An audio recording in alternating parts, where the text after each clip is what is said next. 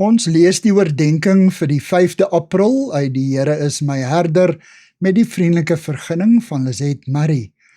Die opskrif vir vandag se oordenking is verwondering. Ons teksvers kom uit Psalm 139 vers 14. Wat U gedoen het, vervul my met verwondering. Verwondering is om oor stelp tot stilstand te kom en te wonder, kan dit waar wees?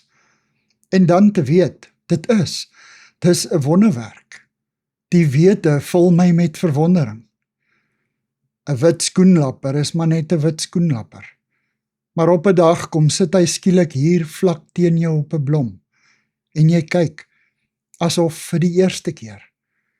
Jy sien die swart-grys aartjies wat soos fyn delta draadjies op die papier dun vlerke vertak.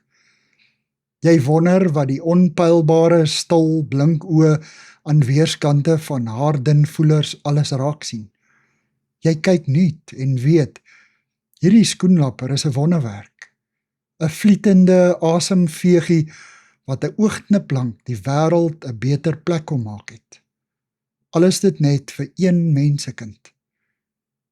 Ons oë moenie so vasgenaal wees op die koerant of ons rekenaarskerm of ons selfoonknoppies dat ons die wit skoenlappe reg voor ons miskyk nie.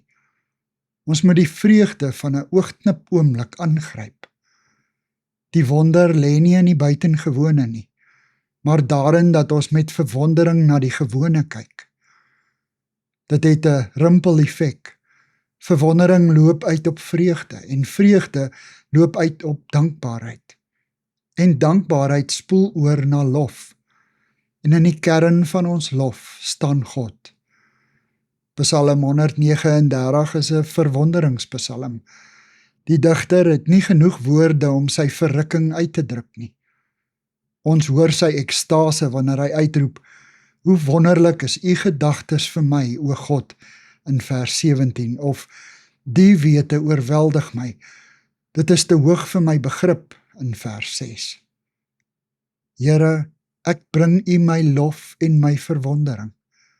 Amen. Dankie vir die saamkuier. Ek deel Lizet se kontakbesonderhede in die inligtingsparagraaf van die kanaal. Daar is ook skakels na voorlesings van Lizet se ander publikasies wat hier beskikbaar is.